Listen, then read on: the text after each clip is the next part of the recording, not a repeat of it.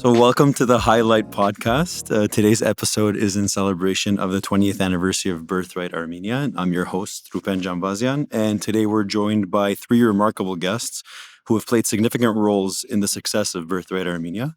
Linda Yepoyan. Linda is the Chief of Staff of the Hovnanian Family Foundation, the operations in Armenia, and serves on the board of its organizations, including Repat Armenia, AVC, TAP, and Hike Armenia.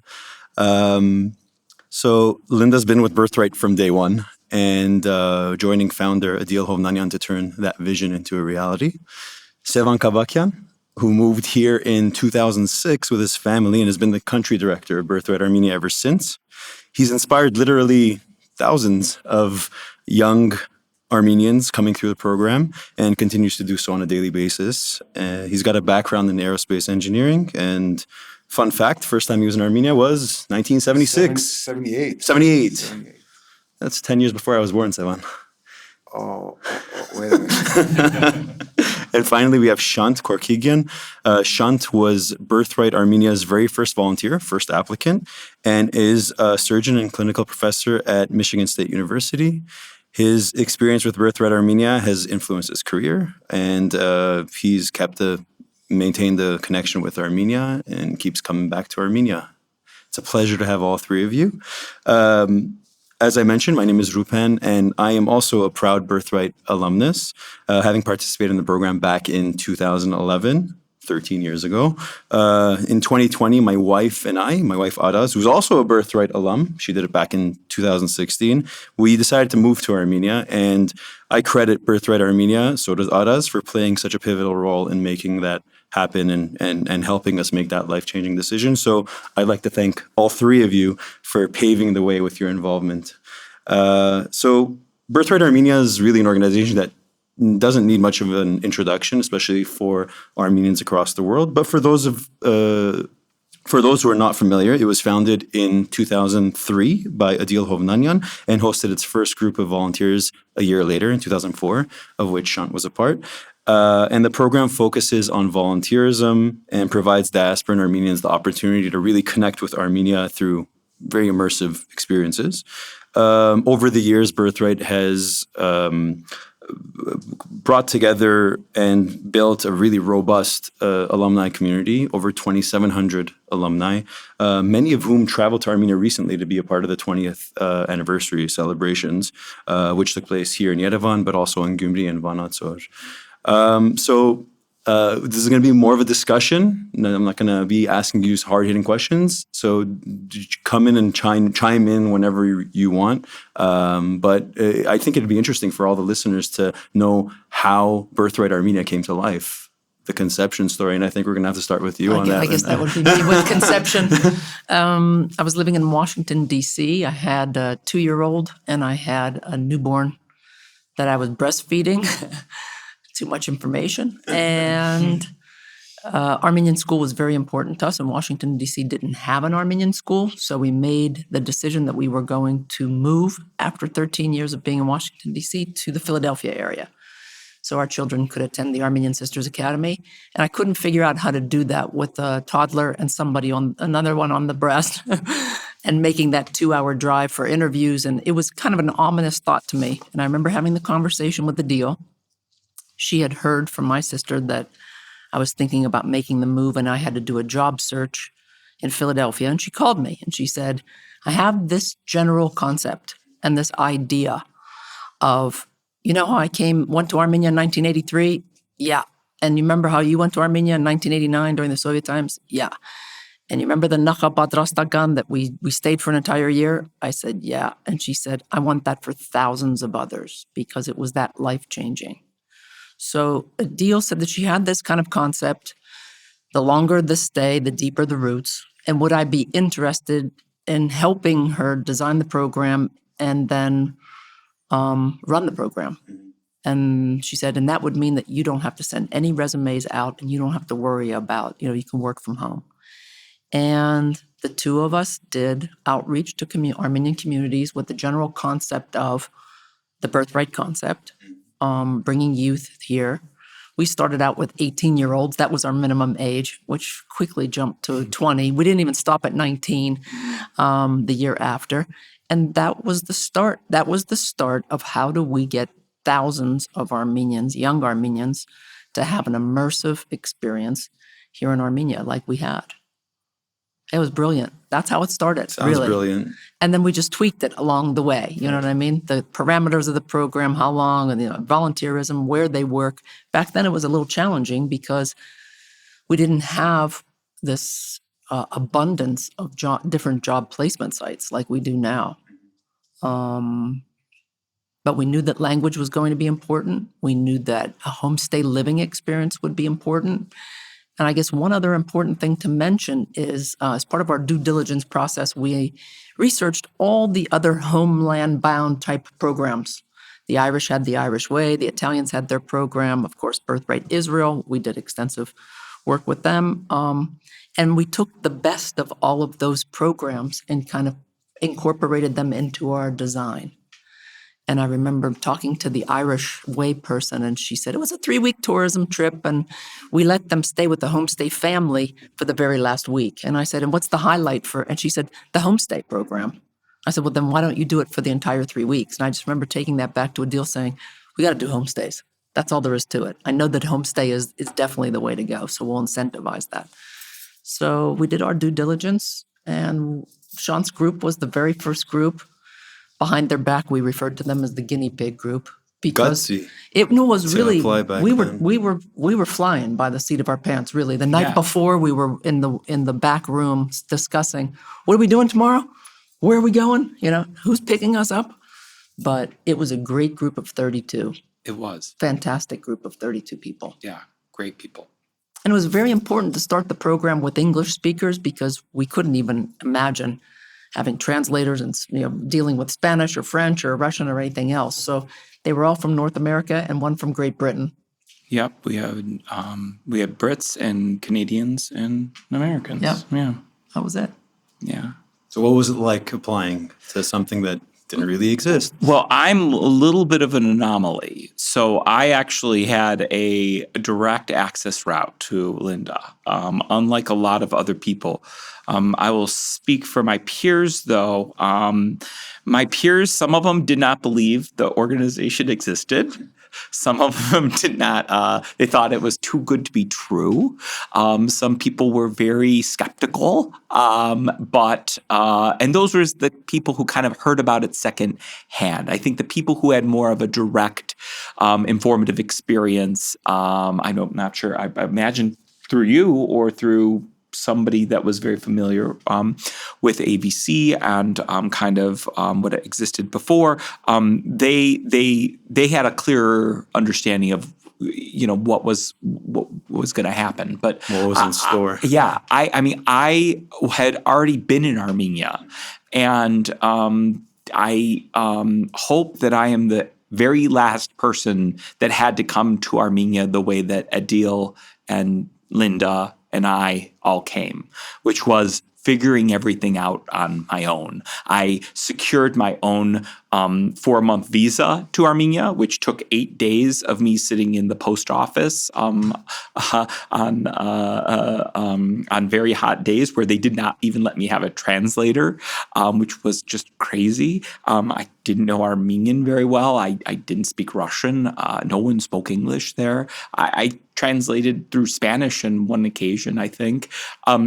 I had to get my own flight, which was not that big of a deal. But when I got to Armenia, I had to find my own way to Yerevan. At the time, there was no GG, and it was taxi drivers fighting for my $20 fee, to drive me. I did not. I had to find my own place to stay, and I had to find my own.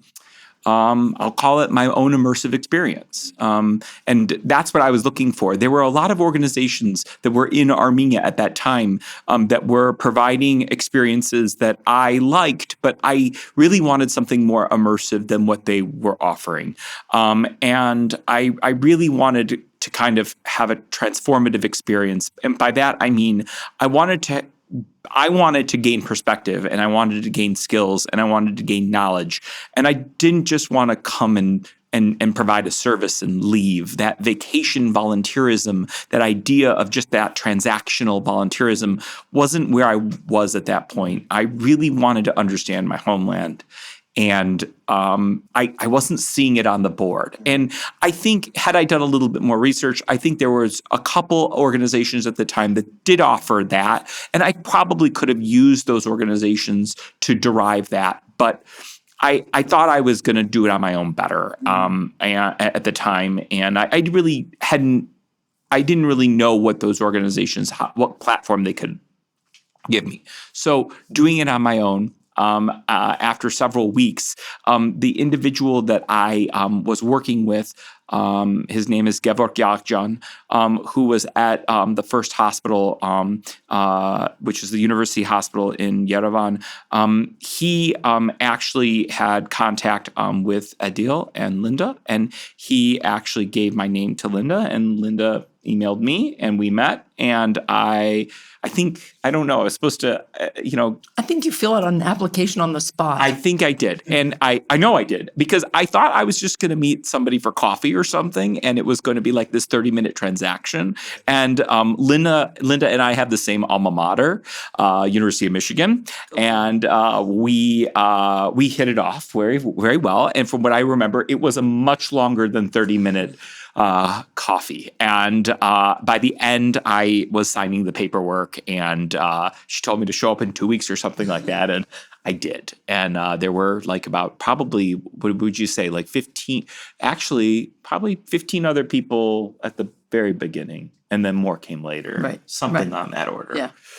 So, this was a very unique situation. I didn't have the go online, fill out the application, or even go on paper and send in the application.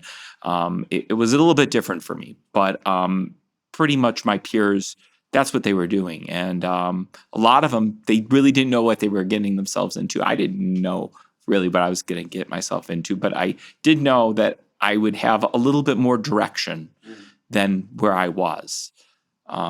And no regrets. And absolutely no regrets. Absolutely not. No. That's great to hear. Yeah. Sevan, you weren't around then.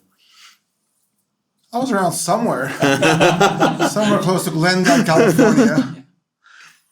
Interesting. You mentioned, Shant, that you didn't want this to be a transactional experience. You want it to be a transformational experience. And you've been, we can talk about Birthright Armenia the way it is now, but you've gone through this 20 years of life since then. Has it been transformational? Absolutely. What you expected? Absolutely. First of all, I wasn't even sure I wanted to do medicine at the time. Like, I was like, I really think I want to go to medical school, but I'm not 100% sure. I have a gap year to decide before I have to apply to medical or graduate school, or before I could apply to graduate school. And me working with the doctors in Yerevan and throughout the country, because I did work with doctors throughout Artsakh and Armenia, that really was definitive in me making the decision to go to medical school. It stamped everything down for me. But more importantly, I think my perspective on how I provide healthcare, how I was educated in healthcare, and what I'm currently doing now with work in other countries and with work in Armenia was greatly informed by my experience in Birthright Armenia. I don't know if I would have come back over and over and over again to work in different capacities had I not had the experience I had in Birthright. Yeah, I think you mentioned that in your alumni talks the other day about it being such a transformative experience for you. I also think of myself as a little undercooked. I wish I had a homestay. I wish I would have been more immersive. I wish I had a lot of the things that Birthright now really is so proud of for providing. I didn't have those experiences. My language would have been probably better. My understanding of Armenian household and what Armenians are dealing with in Armenia on a day-to-day would have been more informed, I think. Gosh, I wish I had like a Gumri house or a Vanadzor house. I probably would have stayed forever. I mean, yeah. So just a couple of years later, Sevan, you decide to make the move. I showed up. You just showed up. I showed up. What prompted you? This is a new organization. We all just showed up, apparently. showed That's up. what it sounds like. Yeah, I came on a one-way ticket. Someone was asking me recently, Sevan, why did you come to Armenia? Kind of a bit surprised. And I told him, well, I mean, we were just traveling here and my family, and we lost our passports. Did they buy it? I mean, the embassy couldn't renew our passports. So it's been 18 years and we're still struggling to get our passports. So, yeah, I mean, my journey with Armenia started in 78. You know, that gives my age away. I'm 32. And at that time, it was Soviet Union. I mean, when you were here in 89, that was kind of the 89 to 92, right? end of the Soviet time. Mine was kind of deeper into Soviet times. And we were kind of shacked up in Ardek Jambar and Vanadzor. Getting trained to be good communist And boys. it was so different that the diasporans and the locals stayed in different buildings. Yeah. They didn't really like too much merging Interaction. and interaction and so on. And then, I came back a few times after that, 91 and 94. And then fast forward when I already had a family, 2006 is when we moved. And I've been blessed to be here with this organization for the last 18 years. I was an aerospace engineer. I worked at Boeing. And people say, what kind of a shift in career is that? I said, it's not a shift. We gave flight to airplanes then. Now we give flight to people. So it's the same category. It's got a nice ring to it. And every day is new. Every day is different. Every day, from the first people to the last person who just got to Zavartnots airport yesterday. Everyone is a different life. Mm-hmm. And, it's that serious because it's a different person. Shant's talking about his transformation and, how this has affected everything about what he is now. And there are 2,700 Shants who followed him. Mm-hmm. And having the responsibility of treating each person not as another cookie on the conveyor belt, but as a special life that you really have to make sure that you treat it in the way that you treated all the other ones, because it's special. For that person, it's their first time. Mm-hmm. And that's the way we approach it. And that's what makes it fun. That's what makes it non-boring. Don't you get bored of the same excursion 35 times? With this group of people, we've never done this excursion. Right. So this is my first excursion because it's now with you people. It's not just the location. It's the people that matter. It's the people that matter. And has your approach to things changed over the years? I mean, with so much changing around the world, how has Birthright changed? How has the experience changed? The principle has been the same. Right. Nothing's changed in the principle. Mm-hmm. But I've grown as a professional. I've grown, and the fact that I have the leadership of Edele, with her, immense business acumen, and Linda, who works with Edele.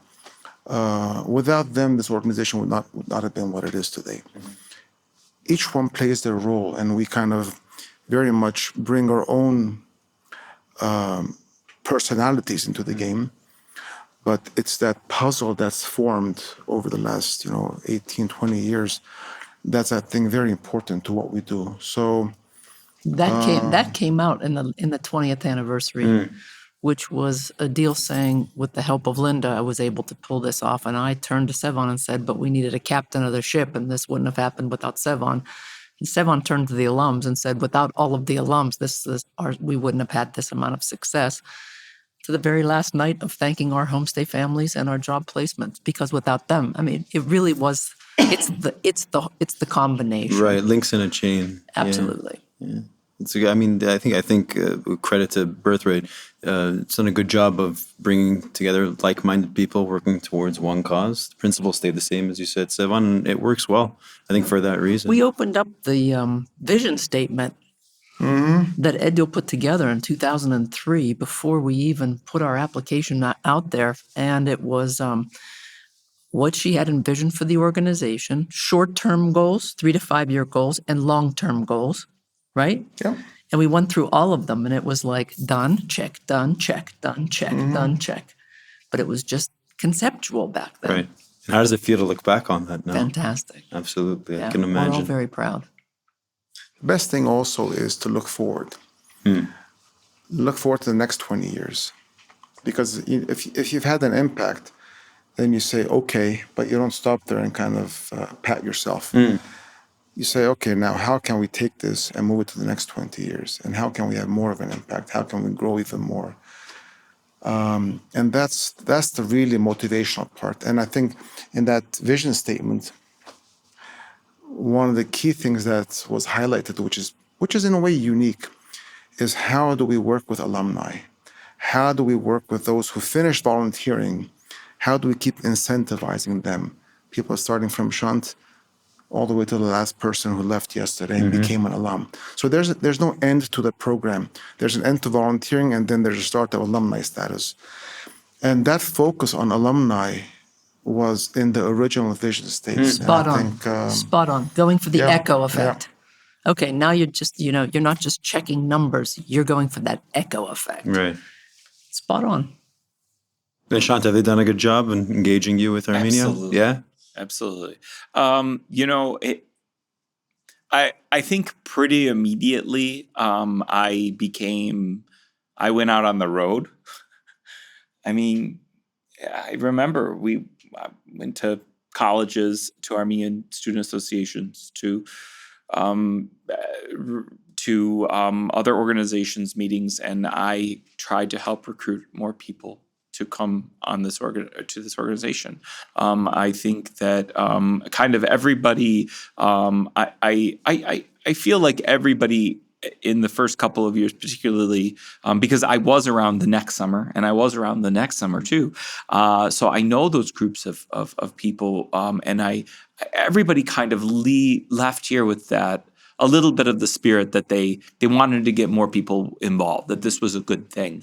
To what degree they all did that, varies. But I will say, as somebody with family members and very close friends that came immediately after me and even farther into the future, that really was what they went back to wherever they were from with. And the ones that stayed here, it was certainly the infancy of social media at the time, but every one of those Facebook posts, every one of those Instagram posts was like just fire. And hashtag Birthright, hashtag Armenia, whatever it was, I think that everybody was very happy to have more people involved with this organization.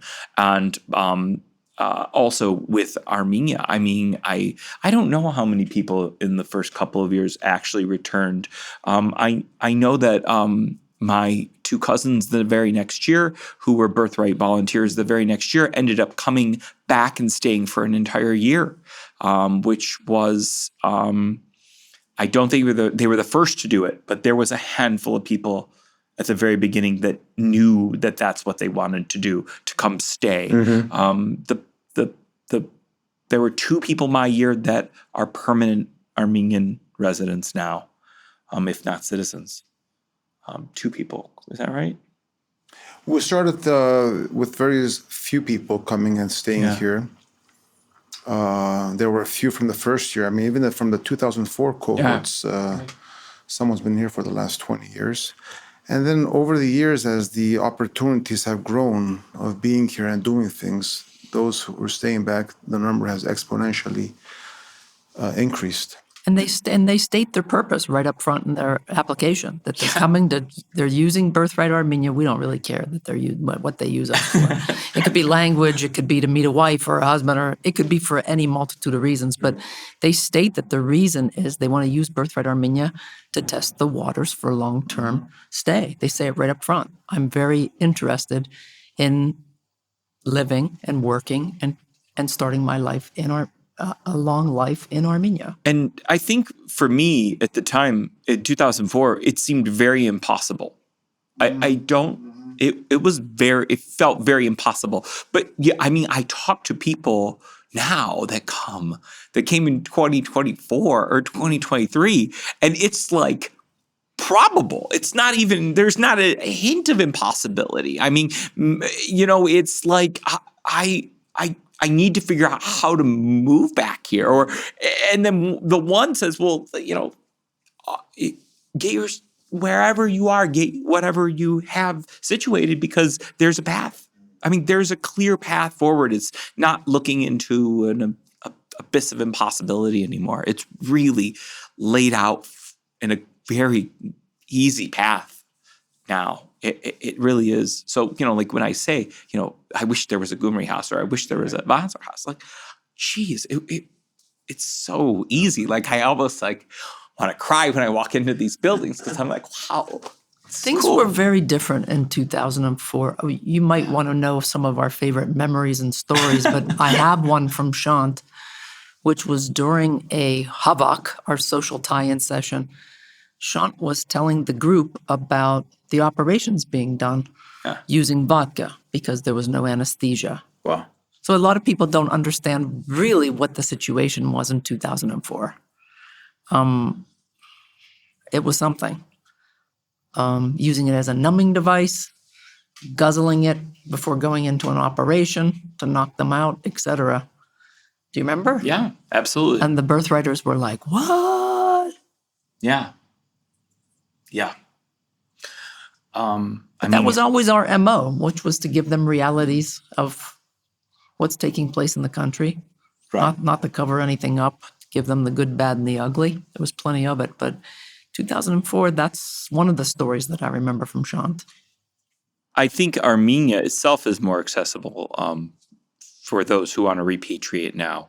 But I also think, I don't want to understate at all how much easier it is through Birthright. Birthright has facilitated that with a latitude that I don't think anybody in 2004 could even imagine. If we open up the conversation field, beyond the repatriation, and we talk about the broader concept of mental repatriation, which is engagement. I mean, Shant is talking about his example of, his medical expertise, and most of the time that he's here in Armenia, he's spending on talking to other physicians and medical groups and doing things. We were just walking over here, and we met another physician from the USA, and he was talking about his set of meetings with neurologists and trying to do things. And this is just the medical field. Mm-hmm. So it's just circulating the Armenian resources around the world to Armenia's benefit. We have winemakers. We have a group of people who started a Therapists for Armenia organization. They don't live here. So the key is to get this global capacity to circulate through Armenia. Right. If someone's staying here and living here and doing that, great. But not to disenfranchise those who are not living here physically. But are mentally repatriated. But perhaps. mentally, right. They're engaged and they're looking for the opportunity. It's just one airplane flight away. And compared to 2004, there's good internet now here. Was there even internet back then? You'd pay 250 dram for an hour at a cafe. In an internet cafe. Yeah, an internet cafe. Yeah. Internet cafe. Yeah, dial-up. Dial-up. Yeah. It was dial-up for sure. What were some other challenges those days, like organizationally? Oof. Finding job sites. Ooh. Finding job sites. 2007 A variety of job sites. Mm-hmm. Yeah. In other words, we were putting circles into square pegs. You had an architect working at the foreign ministry. You had a speech therapist working at a camp teaching English to children. You had to be flexible back then. I remember them putting at least handfuls. We had a lot of international relations grads What did you study? International relations. What did you study? International relations. What are you into? International relations, human rights. So we did handfuls of them over at the Ministry of Foreign Affairs, I remember. Yeah. The pre-med ones were easy to place, but there weren't a lot of other solid options. Now people are saying, I study data science. Can I do something in data science? Of course, yeah, sign up here, data science. It's changed. How about the yoga instructor? How about the zoologist? We have people now in sports science. Sports medicine, sports science. Sports science, sports medicine, and two of them are being placed at a new organization that we found, which is kind of high-end sports training facility. That's great. And it just came online. What's probably the most niche? I think that'd be fun for our listeners. The most niche Placement, job site. Wow, I have to think about that. Sports medicine was a good one, mind you. Most niche. we have people in industrial engineering. 20 years ago, industrial engineering. I'm sorry, there's no opportunity. Go teach English. You know, Right. let's get you set up for teaching English. Industrial engineering. Where would you place a fellow aerospace engineer? Good example. We had this one aerospace engineer last year from Canada. He was gonna do from. I'm not kind of naming him too much. 9 weeks of volunteering, and they're gonna go back. And then there was a aerospace related company, actually aerospace. One of our alumni who worked there said, I'm leaving to go get a master's degree. Is there an aerospace engineer amongst the volunteers who wants to live here and take a job, take my position? We're interviewing. Lo and behold, yes, there was. This guy had no plans of staying here 9 weeks and, the minimum time and then out. Fast forward, interviewed, is working there now. Aerospace engineer. Yeah. I should have known. I'm an aerospace engineer. I should have known. Yeah. If in the past we had one architectural firm, now we have 20. If in Gümri we started in 2007, we had 10, 15 job placements, most of them on the social assistance, social volunteering sector. Now we have 150 organizations there, including ones that are doing very professional work. Vanasur came online after Gümri in 2012 or 13. We're growing Vanasur now. Next, Goris will grow Goris. The evolutionary path is positive, and that attracts more and more people. World is competitive. They're looking to do something competitive. Right. I can go to London. I can go to Paris. I can go to New York. Right. Why come to Armenia? Well, now it's more and more competitive. Do that internship here. Yeah, and the opportunities are at your fingertips. You can just search and see thousands of opportunities. You have to make it competitive, and you have to make it sexy and attractive at the end of the day. Making Armenia sexy and attractive. Yeah, Armenia is doing all that work. We're a bridge. We're connecting. We're connecting people. And you're doing a good job. A bunch of people are staying, not only mentally repatriating, but repatriating. I think they're in the hundreds, right, of participants. 12 now? 313. It's not a small number. Now. That's not a small number at all. 10%. Yeah. A bit over 10%. Over 10%. It's huge. That's huge. Yeah. And I think it's Birthright's in a unique position where its sister organization is Repat Armenia, of course, and working together to make those resources available for those who decide to stay long-term or indefinitely. I think it does a really good job. I, for one, can say that my family has benefited from some of the resources that Repat Armenia offers as two Birthright alums. Yeah, we've been happy with the services. I mean, going back to one of Sevan's points is, carrying Armenia with you, even if you don't repatriate, is a big deal.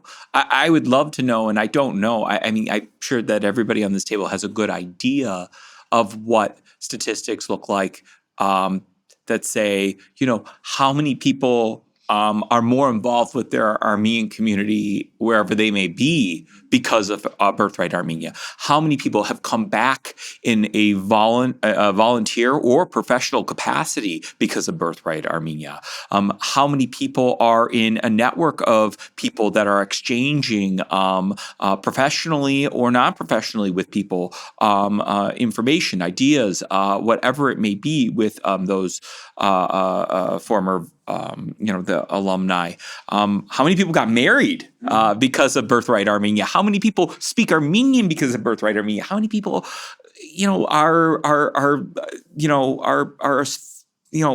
are proud Armenians because of Armenia, Birthright Armenia? I mean, I don't know if we have any of those statistics, but I'm sure that we have good guesses, and it's more than 10%. I'll tell you that. Are surveys being done? Yeah, way more than 10%. Yeah, I mean, it's really, it's not just repatriation. It's really all of those types of things.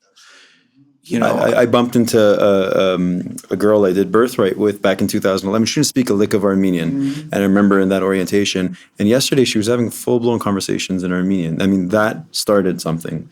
And now she speaks the language and she's engaged and she comes and goes. She lived here for a few years. It's really nice to see, like seeing it in practice. It's working. A lot of the Birthright alums stay in touch with their homestay families big time. There was somebody 2 flights ago that was coming over because her host sister, she said, my sister's getting married. I said, oh, congratulations. She said, well, my host sister, but she's for all intents and purposes, she's my sister. They'll come for baptisms. They'll come for funerals. They'll come for weddings. It's an amazing connection. Really it is. How is it getting host families on board? That must have been a challenge as well. I mean, it's a new concept for me. I would assume it was a new concept for me. Volunteerism was the biggest challenge, right? Because Gamavur in the Soviet times was something that you did as pioneers. Yeah, Shapatoriak. And you had to go out and pick up garbage. So when we came and we were talking to people and doing outreach saying we have Gamavura Ganzeragir, they were like, shuddering. Why would you want to come here and create a Gamavura Ganzeragir? That was the biggest hurdle. Volunteerism, the concept of volunteerism needed to come through. And then 2, with the homestay families, I think they were just as curious about how we live outside of Armenia as we were curious as to how they lived here. It was a mutual curiosity that turned into mutual respect, mutual fun, mutual love. I remember for some reason, it was just the American Armenians in the beginning that were like, homestay. I've been living on my own for way too long. There's no way I'm going to go into a homestay. They're going to put like Latin key and a chain around my ankle. And they're going to, they thought that they would have their comings and goings monitored, et cetera. And I said, you're confusing Armenian parents in America with Armenian parents in Armenia. They're not like that. Right. And so they gave it a go. And I remember somebody walking into the back office, and I said, how did day 1 go? She said, pretty good. I said, how's your homestay? Because she was really reluctant. She said, it's pretty good. My host mother, is a good cook. My host sister seems pretty cool. My host father plays a lot of tavlu, nardi, but, it's going good. Day 2, she comes in. I asked her again, my host mother, my host father. Day 3, my host brother, my host sister. By about day 4, I said, how's everything going? She's going, Midas. And I go, oh, the word host gets dropped. Heidikis, Isorbana, and that was it. She was done. By day 4, day 5. That's incredible. You dropped that word host and she was smitten and they were glued to each other and they still stay in touch. It's crazy. The host families are a gateway to the authenticity of the country. Absolutely. That's what's magical about it. Absolutely. They see the full authentic reality. I mean, it's immersion in the truest sense of the word. Yeah. You're living with locals. And it's not sugarcoating, let's just show our good side, our happy side.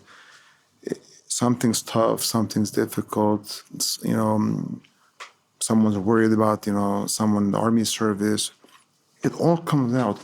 And the more you understand the reality, the more things you will do with the country. The more you sit at the center Harabarak at the Marriott, the more fun you'll have, but it will be just an experience and just move on in life to other things. It grounds you to have the real experiences and understanding all the challenges and difficulties. Because ironically, that's what kind of pulls you back. So when they say, oh, do you have difficulties? Of course there are difficulties.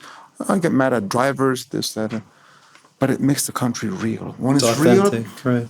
you become part of it. You're not like visiting Disneyland, which is fake, and then in 3 hours you leave. This place, we make it not become Disneyland. It's real, and the host families are an important part of that. You know, I didn't have a host family. I lucked out by being in medicine though, and actually working in the hospital because, many people that aren't in healthcare don't realize that a hospital is kind of like a second home for most people who work there. So the residents, the medical students, the people that I was with, gosh, I mean, like, I was so lucky because if I didn't have a host family, but I had a host family. I was invited to birthday parties, baptisms, people's homes every weekend, every Sunday night. I had dinner at somebody else's house. It was the closest thing I could have gotten on my own, I think. And I just can't like say enough about like how much I wish I had a host family, because then I would have had two families. I mean, then I would have had double the experience. But it really did make all of the difference. It really does. And even those residents they're long gone. They're not at that hospital anymore. But I know them all. I've seen their kids. When I come back, I get invited to their houses, and it is that experience. And so it really is much more immersive that way, and you become very familiar and very attached, and you learn a lot more about what Armenia really is. The homestay families have come a long way. They've changed a lot. They're very flexible too. Yeah. They've come to be very tolerant and accepting of many things. In 2004, we had a vegetarian from Canada. It's always the Canadians. Always. And the host mother didn't get it, and she said she's not going to be healthy. And I said, no, you're not a dietitian. You're not a doctor. This is what she's chosen. She's busagir. She's a vegetarian. And the next day she came into the office, the volunteer, and said, they made hashlama and then took out the lamb. You have to tell her. They made it vegetarian. They made it vegetarian that way. We've come a long, long way. Yeah. Via experience, they know now. Yeah. It's also it's a mutually educational thing. Yes.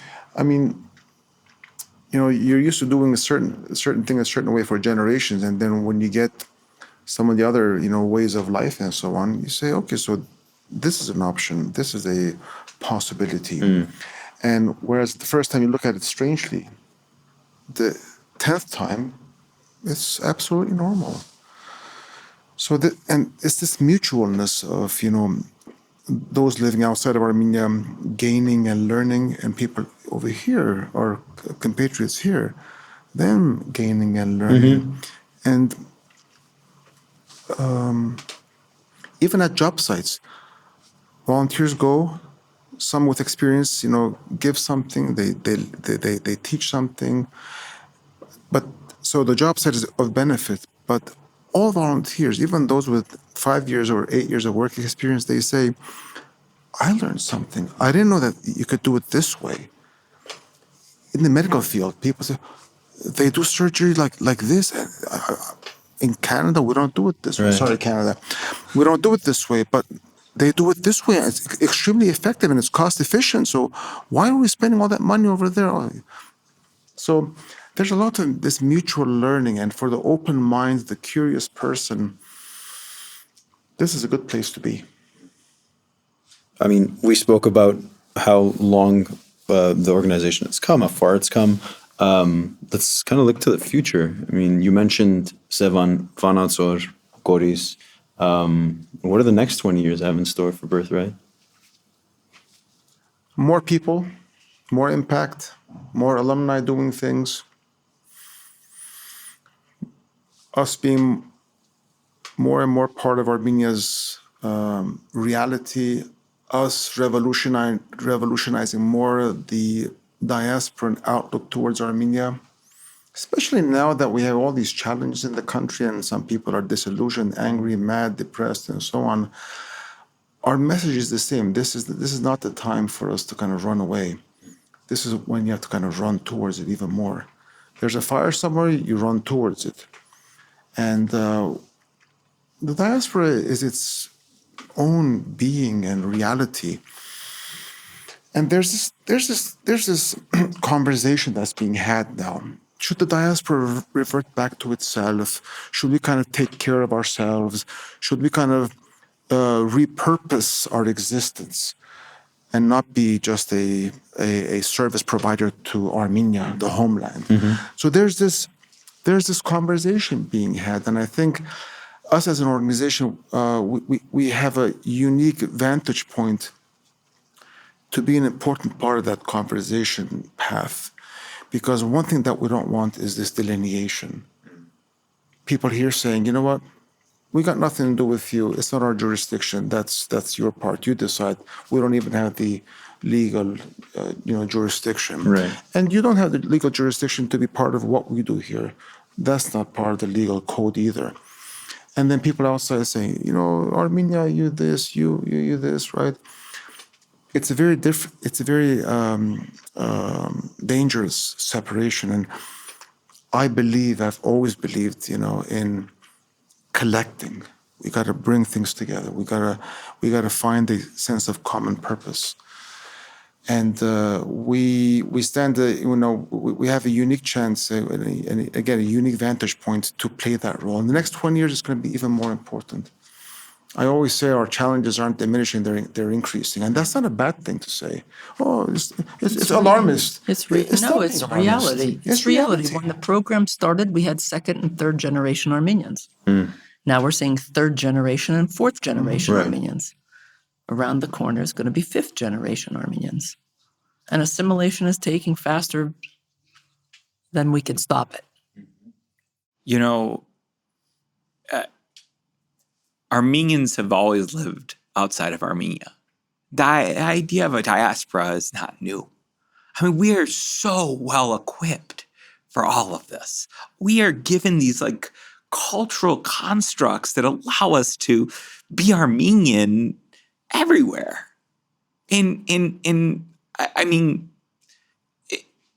Birthright to me is allowing other people, other Armenians all over the world to see that.